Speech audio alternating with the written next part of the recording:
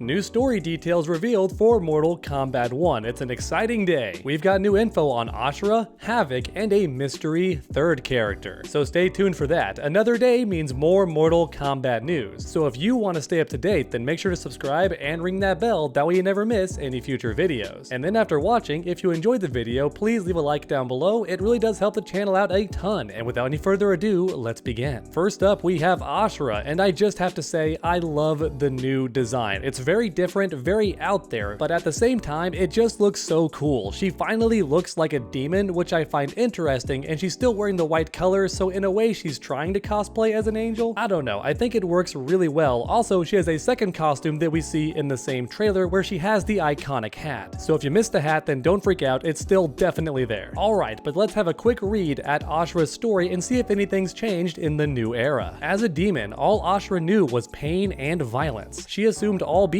in all realms lived as she did, but once she journeyed outside of the Netherrealm, she realized her error. Other realms were places of beauty and peace. Ashrah fled from her sister demons. Along the way, she found an enchanted kriss. That's a sword, by the way. A kriss is a type of sword, very fancy looking. It was a demon slayer, which she used to finish her pursuers. Oh, so she killed her sisters? Or did her sisters send people to pursue her? I'm not sure. She was stunned to discover that using her kriss to destroy evil was purifying her soul, and that if she continued to do so, she could free herself from the Netherrealm. Ashrah senses that her final absolution is near. Once achieved, she will finally enter the light. Very cool stuff, and this is actually very similar to her origin in Deception. Netherrealm did not change too much, and I think that's a good thing, because not only is Ashrah's story already very interesting, but we've never seen it in a story mode format, so I don't want to see it changed until it's already fully realized. Now that being said, to anyone not aware of Ashrah's story, you're in for a bit of a twist because this bio is more than meets the eye. To give you a little hint, that sword is not exactly what it claims to be. However, I want to point out a nice touch during Ashrah's fatality. When she leaps into the air and grows wings, she's actually staring at the sword, which implies the sword is what's actually giving her the wings. Really cool touch, right? Let me know in the comments what you think about Ashrah. Is she interesting? Do you love her gameplay? Do you like her new design? Post all of your thoughts down below. Because next up, it's time to talk about Havik. And man, that render is not doing him any favors. That haircut looks really bad from this angle. They did Havik dirty in this render. A citizen of the realm of Sado, Havik is sworn to take down its oppressive regime and free his people. There, order is prized above all else. Lawbreaking is met with strict punishment. Its citizens live in strictly regulated castes. For anyone watching who's not aware, a caste is a social hierarchy. So if you're born in the lower ranks, you die in the lower ranks. If you're born in the higher ranks, you stay in the higher ranks. As a member of Sado's lowest caste, Havik had neither rights nor privileges. He seethed with anger at the injustice. When he is brutally punished for a minor crime, Havik finally decides to act. He sets out to destroy Sado's regime and replace it with an anarchist utopia. Let's go, anarchy, baby, pure rebellion and madness. Once he breaks Sado's social order, Havik will free its citizens. Together, they will live in blessed anarchy. Alright, so unlike Ashrah, Havok's story is actually quite different because it sounds like he's born as a resident of the Order realm, which is completely different from the original timeline. In Deception, he's actually a cleric in the Chaos realm, and he very much enjoys that life. He wants to spread chaos everywhere, and the dude is just downright silly and ridiculous and violent. However, he's not evil, and that's important to understand. Even in the original older games, he's never been evil, but he is unpredictable, which means you have to watch out for him and also never make a promise with him because he will break it. And it looks like in Mortal Kombat 1, he still desires anarchy and chaos, but he was born and raised as a citizen of the Order realm, which is super interesting, but it has me worried that we're not going to actually see the Chaos realm because Havik doesn't actually live there anymore, and that's the main reason you would go to that realm, right? To fight Havik or something. However, since the Chaos realm is not mentioned anywhere in Havik's bio, then it's more likely that we, the player, are going to pay a visit to the Order realm instead, which is very interesting. No matter what the case may be and which realm the player goes to, I just hope that NetherRealm goes all out in realizing the visuals of that realm, right? If we go to Chaos Realm, then go all out with Chaos Realm. I want to see constant disorder and disarray everywhere with ridiculous monuments and just crazy nonsense for the environment. And then on the flip side, if we go to Order Realm, I want to see crazy Rubik's Cube-like structures. I want to see perfect architecture with no flaws, but also no creativity or self self-expression, because that goes against order. That makes you different, and different is not orderly, it is chaos. As you can probably tell, I'm a sucker for architecture. In fact, in 3D animation, my primary job was to build environments in 3D space. And as a result, I studied tons of architecture, and I love seeing cool and unique designs for levels in video games. It's one of my passions. But I digress. In summary, Havik's personality is mostly intact, but his setting and backstory is completely different for Mortal Kombat 1. In fact, you could argue it's the opposite of what it was in the older games. But once again, just like for Ashrah, let me know your thoughts in the comments down below. How do you feel about Havik's new story? Do you like his new design? Are you excited for his gameplay? Let me know everything in the comments. Because next up, we have Reptile. That's right, he's the third mystery guest, and I'm so excited. This character has never looked cooler. Out of everything NetherRealm has shown so far for Mortal Kombat 1, I think Reptile is the best thing they've shown. They really nailed it and managed to give every single fan what they wanted. Do you love human Reptile? There he is. Do you love lizard man Reptile? Well, there he is. You get the best of both worlds, and also he's kinda hot. I have to say it. In that weird kind of skater, stoner way, he's a pretty attractive looking fella. Alright, but here we go. It's time to learn about Reptile's new story in Mortal Kombat 1. Reptile is Zaterran, one of the reptiloid races which lives on Outworld's fringes. Like other reptiles, Zaterrans can camouflage themselves, but Reptile possesses a unique mutation, one which allows him to shapeshift to appear human. Okay, so that's interesting. We learned in the trailer that Reptile was bullied for being able to transform into a human, but I was wondering, why did he have that power? Turns out it's a 1 in a million mutation, so Reptile just got lucky or unlucky depending on your viewpoint. Bullied mercilessly by Zaterrans for this ability, Reptile left home to make his future elsewhere, and he became friends with the humans. And Reptile, we love you for it. Yeah, once again, just like Havik, this origin is different. In fact, this origin for Reptile is the most different out of all the characters we've read about today. For anyone who's a new Mortal Kombat fan, or maybe you just never researched Reptile, in the original timeline, he was the only surviving member of his race. That's right, literally every other Zaterran was dead, unless you count Chameleon and Chameleon, but I'm not sure if those two characters are even canon or not. Because even though the game sometimes calls them Zaterran, they look completely different from Reptile, so I've never been entirely sure if they're Zaterran or not. And speaking of Chameleon, what's her deal in this game? Was she also exiled? Because we see her behind Tanya as one of the Umgadi warriors. That's why she's wearing yellow, and yes, that is definitely Chameleon. I know that because her clothing is near identical to what it was in Mortal Kombat Armageddon, so that's definitely Chameleon. And just like Reptile, she's not living with the other Zaterrans, so was she kicked out too due to some unique mutation? I have to know. And then furthermore, on top of that, can she also shapeshift into a giant Godzilla monster like Reptile can? Because if so, that's going to make her a very interesting cameo fighter. So let me know your thoughts down below. What's the deal with Chameleon? Is she still Zaterran in this game, or a completely different species altogether in Liu Kang's new timeline? And then on top of that, how do you feel about Reptile's new origin, his appearance, his amazing new gameplay? Tell me everything in the comments. Because as you all know, I love making these videos interactive, and I really do my best to read every single comment. So grab that keyboard and make your voices heard. And then while you're down there posting a lovely comment, please show your support with a like down below. It really does help my channel out a ton. And then keep that combo going by subscribing and ringing that bell, that way you never miss a future video. Make sure to come back next time, and as always, stay underdogs.